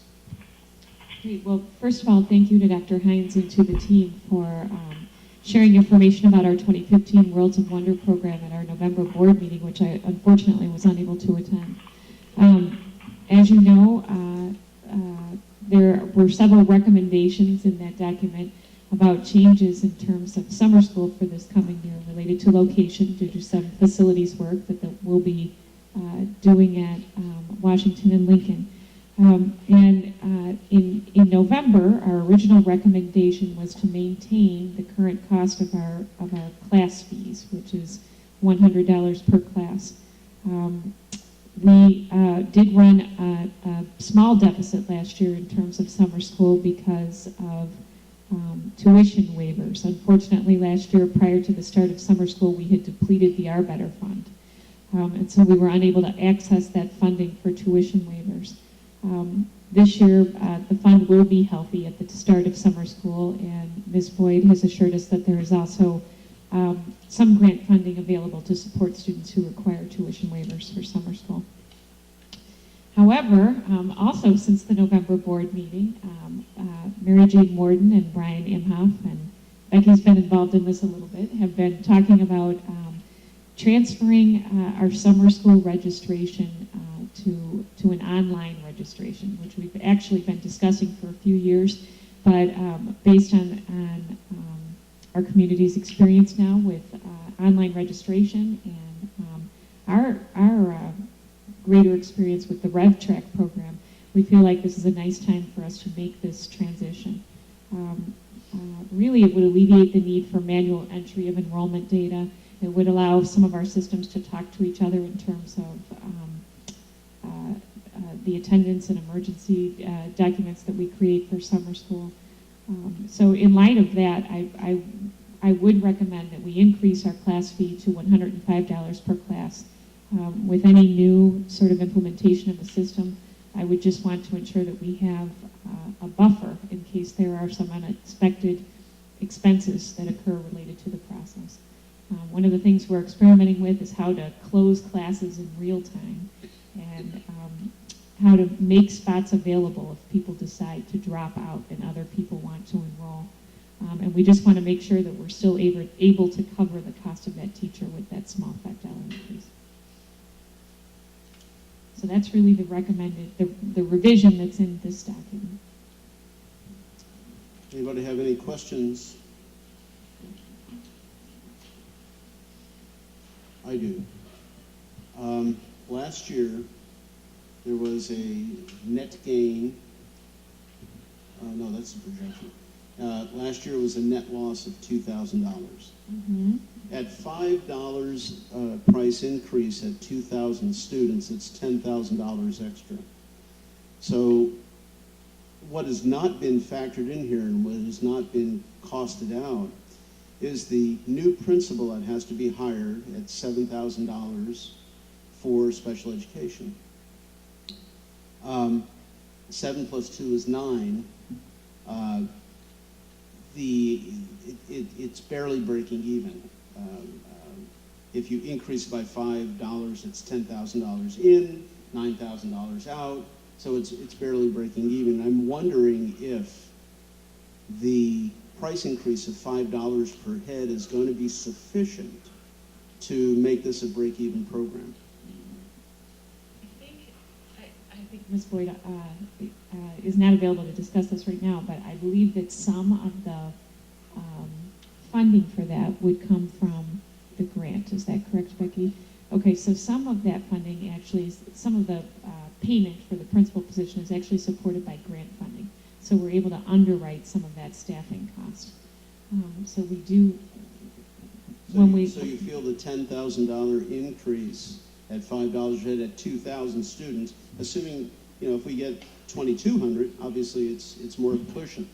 So at 2,000 students at $5 a head, $10,000, and plus the grant monies. And will that grant money be on a yearly basis? Do we have to reapply? Is it a one-time deal? it's actually a grant that we receive every year. Every So year. it's part of, it's just part of our revenues in District 64, out of the Special Education and Pupil Services Office. So based on that, it sounds like the $10,000 increase would cover those expenses then. That's what we're anticipating. We also think we're going to recognize, probably not this year, but in the coming year, some greater cost associated with the support that's required to run the program because we're moving to an online registration. Okay. Any other questions? Terrific. There's an action item associated with this. I move that the Board of Education of Community Consolidated School District 64, Park Ridge-Niles, Illinois, approve the recommendation of dates, fees, and locations for the 2015 summer interim session. Second. Thank you, Vicki. This time, Bob. Aye. Aye. Yes? Aye. Aye. Danny? Dan? Hi, sorry if I hit the phone on mute, sorry. Okay. Consent agenda is next. Dr. Hines?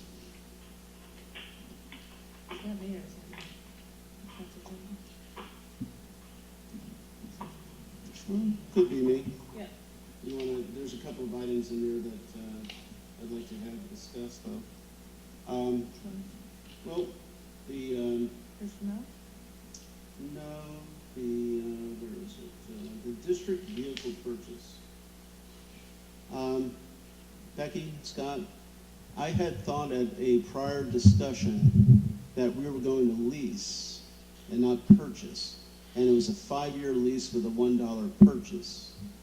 The equipment that the board approved, I believe a month ago, was for snow plowing equipment. This is a district vehicle. It's one of our pickup trucks. that our maintenance man drives.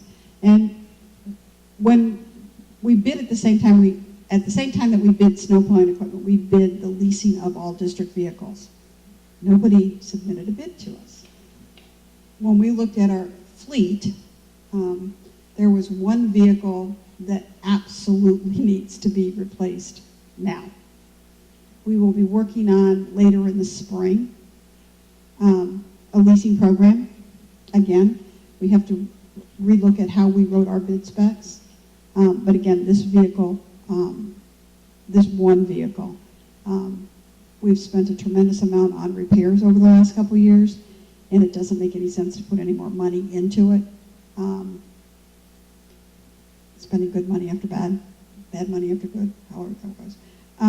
So we're asking to purchase this particular one vehicle at this point in time and allow us the time to go back and rewrite our bid specs so that we have something that will be attractive to the vendors out there. I happen to be looking through the items that are included. Does the district vehicle really need an AM, FM, CD player? It actually costs you more if you don't have it in there. Is that right? Yeah. It's a $250 charge, that's why I asked. For you to take that out because it's a standard cost, will cost you more. I had a question regarding the, which is part of the consent agenda, the Carpenter HVAC. Yes, sir.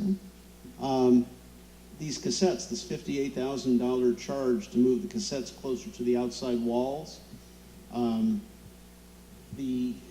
much of that $56,000 charge? It was designed originally to be put where they're put, correct? Correct. I can't see Scott back there. Is he back there? He's back there. Okay. That's where looking out the window. No, I am, but I didn't like a mirror so that I can. I don't need that up there. Yeah, So Scott, my concern is if they were designed to be put where they're put, and it turns out that where they're put is not optimizing the heat, and they have to be put toward the outside wall, that to me is a design issue. So are the architects who did the design, are they going to pony up this $56K? I'm afraid I can't answer that. I don't know. If you recall, we had a conversation a month ago about our attorneys starting to review contract documents to see what our recourse would be. You can see that I've listed on there the additional costs that we've had per Board Member Zimmerman's request last month. And as they have given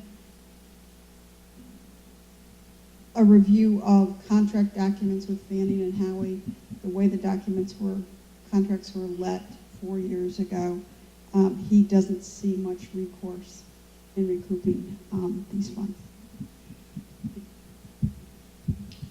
Well, and Becky, my guess is regardless of whether we can eventually recoup them from somebody, if we want the work done, I assume we need to pay after we're to do it. Correct. And actually, this work has already been completed. Because, again, we had a window of opportunity over the Thanksgiving break, and this work was required to make sure that, am I going to use the right word, the stratification of the rooms, that the temperature, the heating was evenly distributed between the entire classroom instead of just coming down. Which kind of raises another question. How is it that the work on a $56,000 change order is done and the board hasn't approved the change order? I believe it was, That's what I understand the concern. I believe in a Friday update, we provided the board with the information and that we were moving forward unless anybody had any objection to it. from a control perspective, that doesn't do it because we can't act outside of the meeting. So even if I called somebody up and said, I hate this, it has no legal effect whatsoever.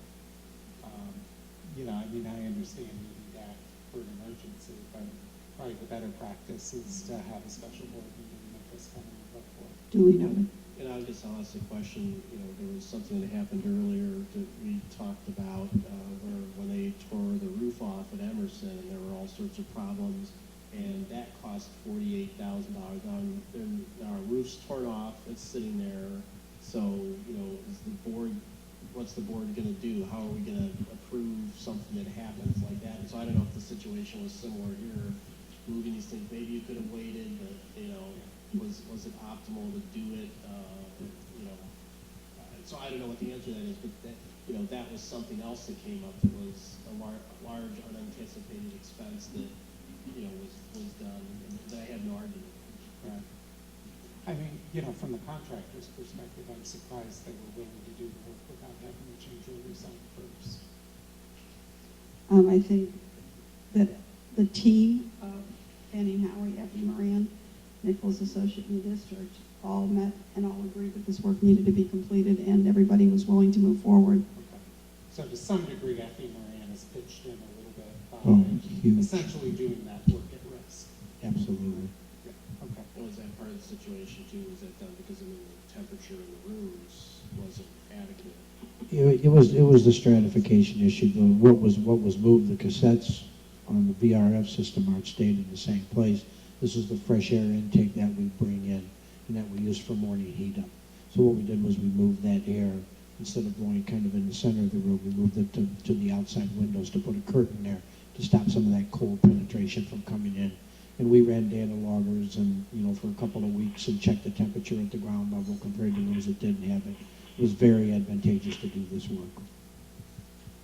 Now, Becky, you said that, going back to my previous question, you said that we're going to have some legal folks looking at these contracts and such. When will we have some form of decision after they've more thoroughly looked through all this? I would imagine by the January board meeting, we can get something in writing from them as to what. What recourse we might have? Exactly. Thank you for the words. And the last comment I have, or question I have with the consent agenda, does involve the student fees. If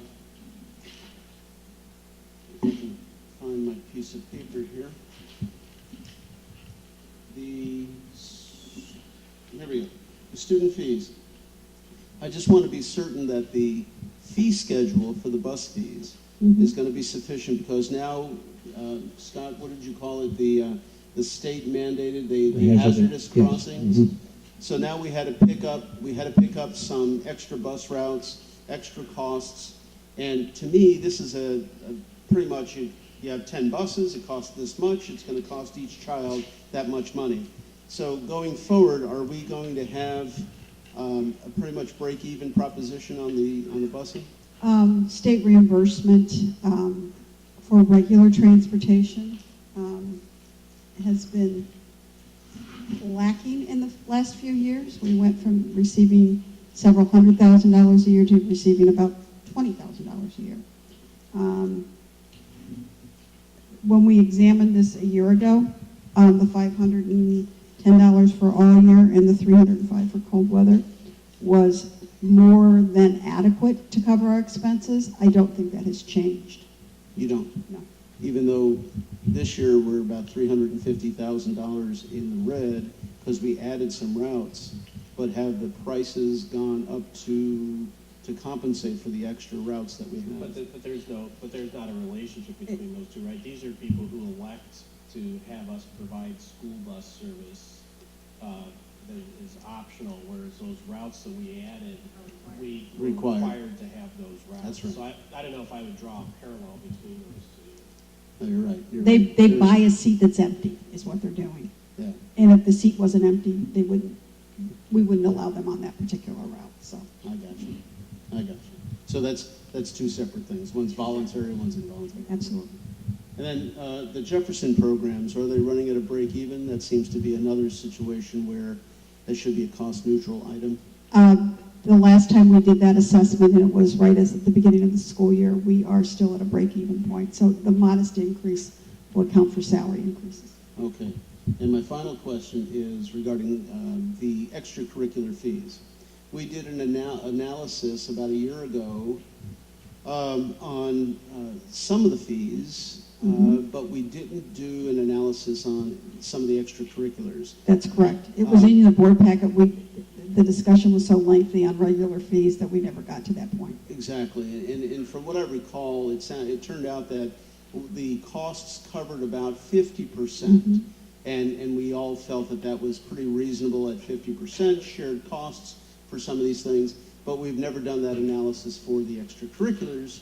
And that leads me to this wrestling issue. And, you know, I played hockey in high school, and, you know, I had to buy my hockey shorts and my skates, and I mean, there were certain personal items that I had to purchase to play hockey for the high school team. And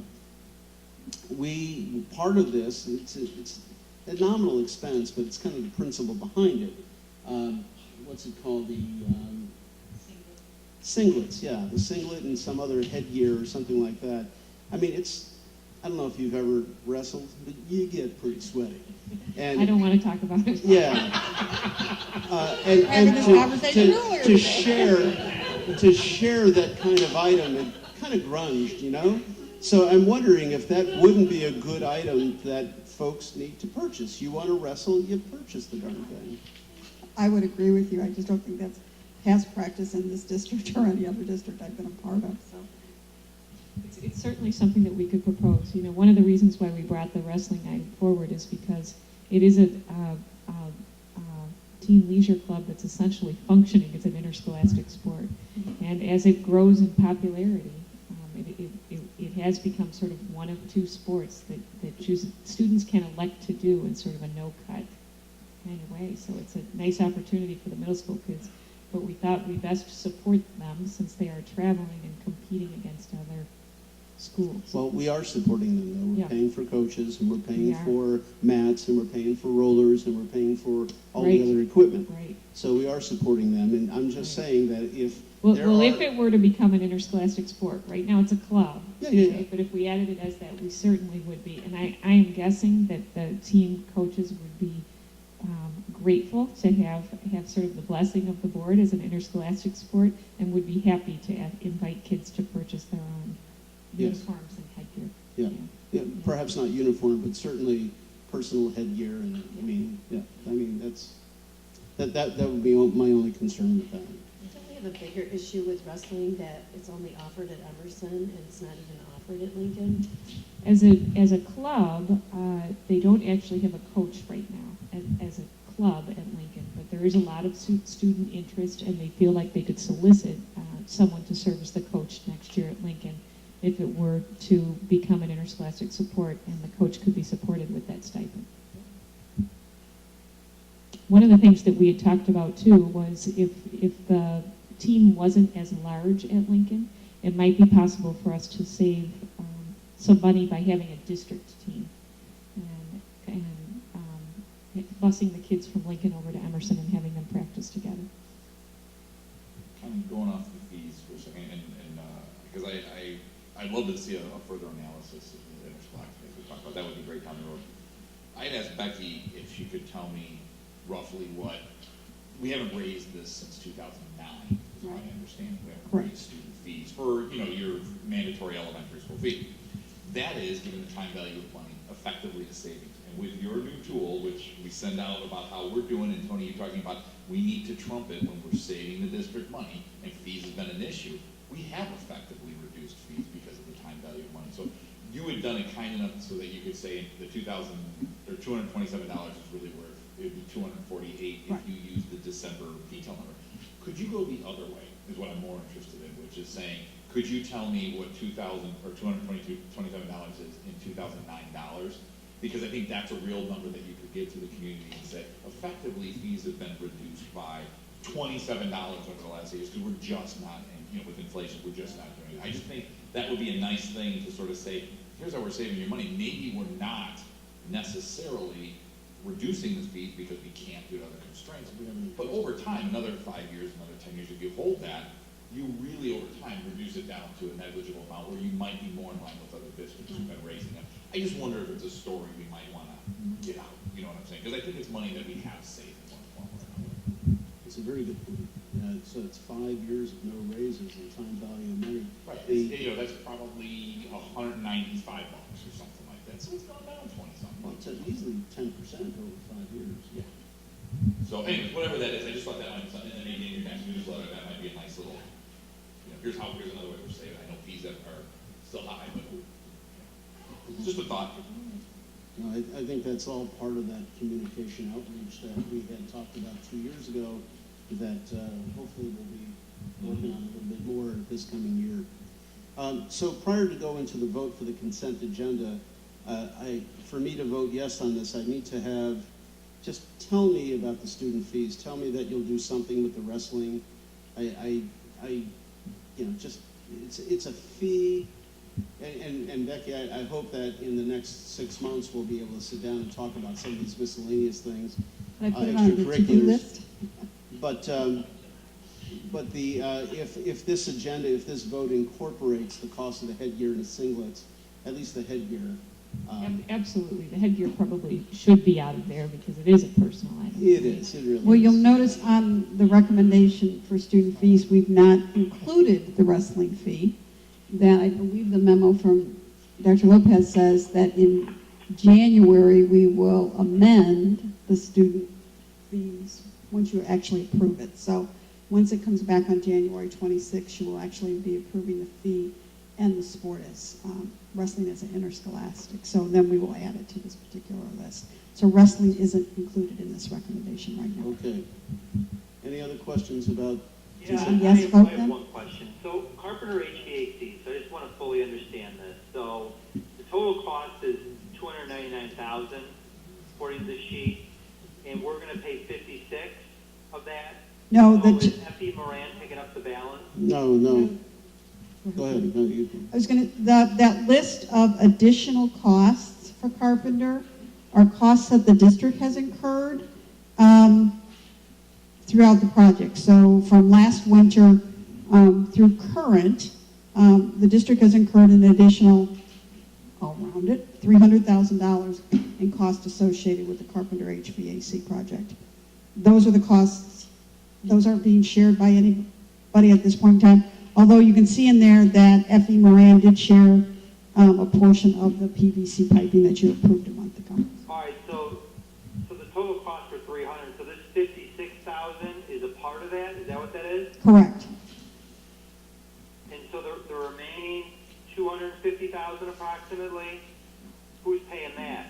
We are later? Those costs have been approved and basically paid for, with the exception of, we have not paid anything towards Nichols. I'm going from the bottom up. Nichols and Associates, we've not made any payment for. The roof/window work for $17.95, that invoice has not been paid. The electric baseboard heaters of $25,712.35, actually that probably won't be done until they're on order. We don't know when they'll be in. The insulation is something that we did over the summer, Scott, the $16,700. The mock classrooms that you're approving tonight is at $56,620. The PVC piping that you approved a month ago. And then we had portable heating units in there in the month of November to make sure the classrooms had acceptable air quality. We did the same thing in September and October for air conditioning units. And then the vestibule and hallway heaters was something that was done last summer, and some of those funds came out of the allowance that was in the project. So the actual cost was $44,750, but the net expenditure of the district was less than $25,000. Yeah, we had just over $20,000 in cash allowances at that time. So overall, are we above or below the budget that we initially had on Carpenter? This is above the budget that we have at Carpenter. So it's above budget. Is Fanning and Howie offered to help at all, or? No, that's part of the assessment the attorneys are doing at this point in time. So Fanning and Howie just, so F.E. Moran has stepped up, but Fanning and Howie has not, right? F.E. Moran has stepped up big time. All right. Thanks. Okay. So we'll need a motion on the consent agenda.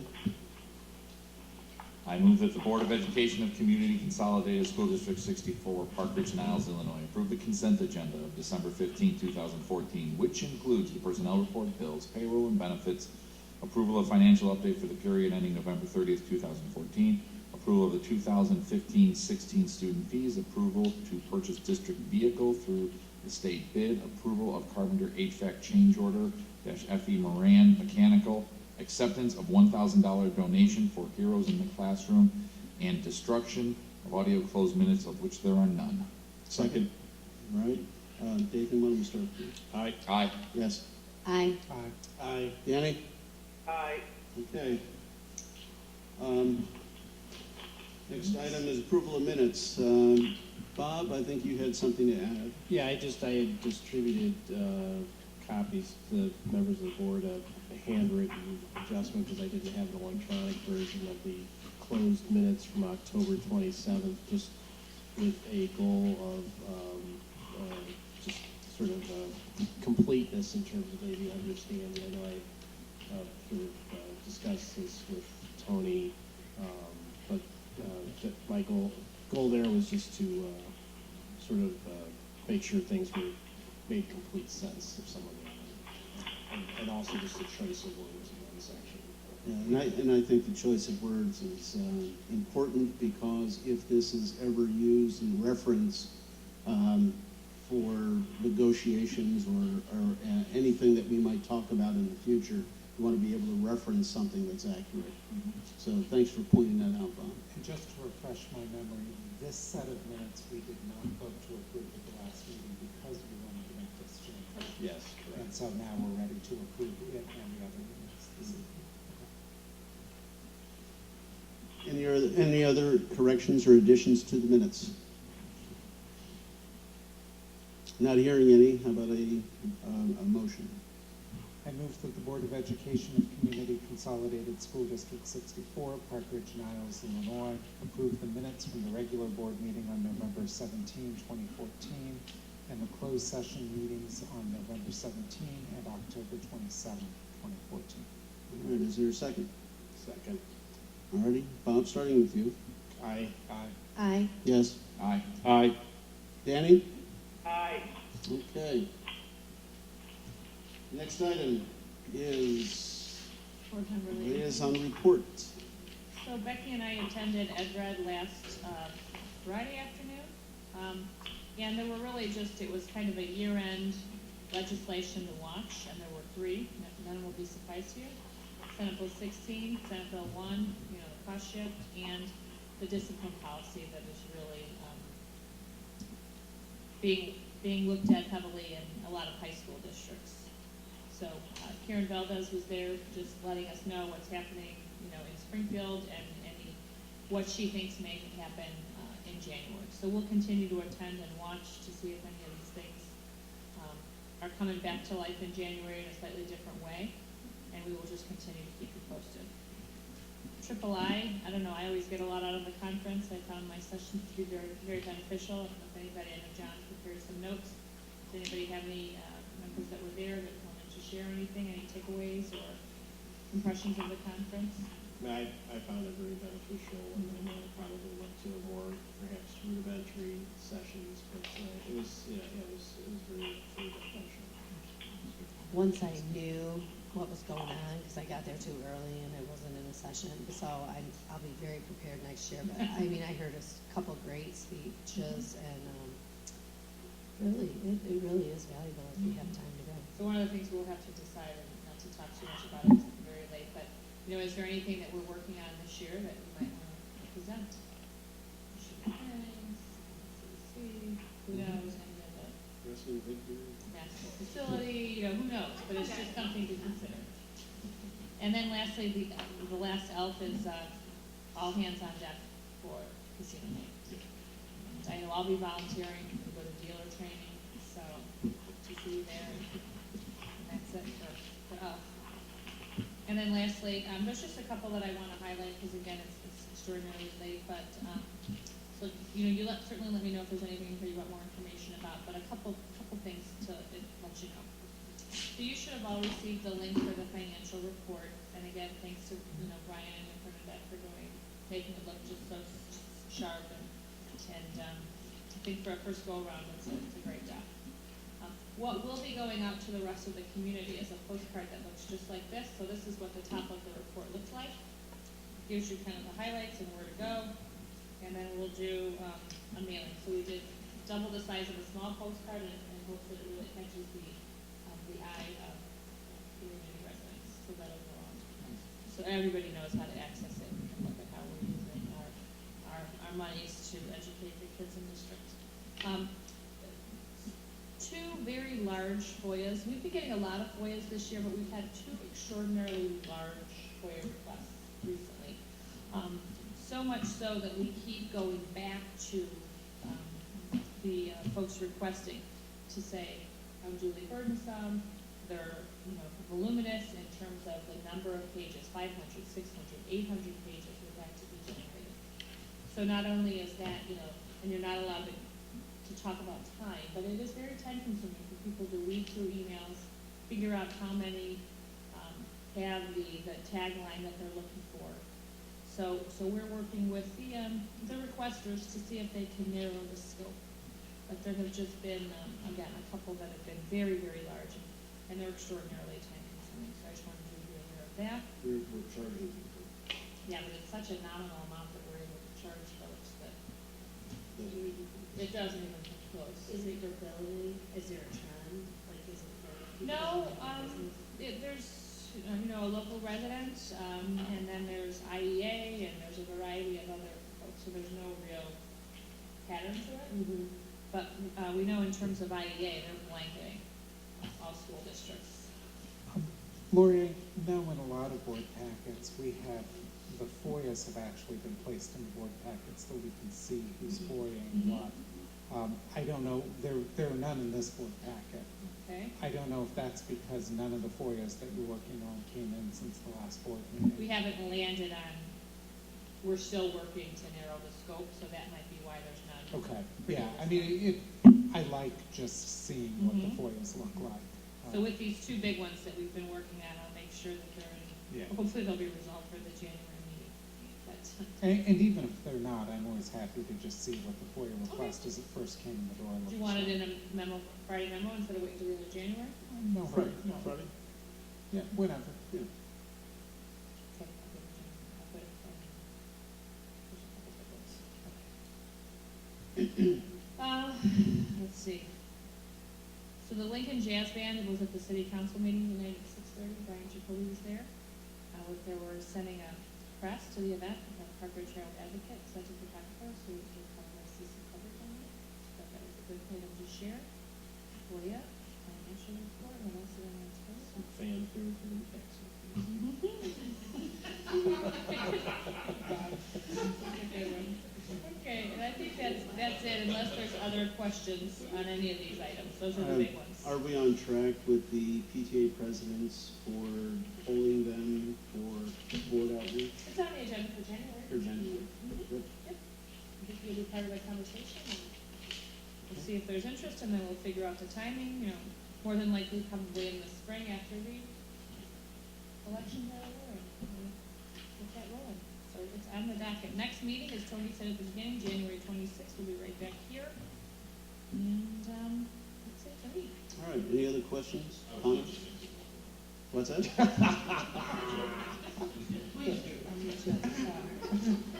All right, There's cots here in the little kids' room. if you're done making fun. All right, we'll have a motion to adjourn. So moved. Second, all in favor? Aye. Any disagree? None? No, Thanks, Dan.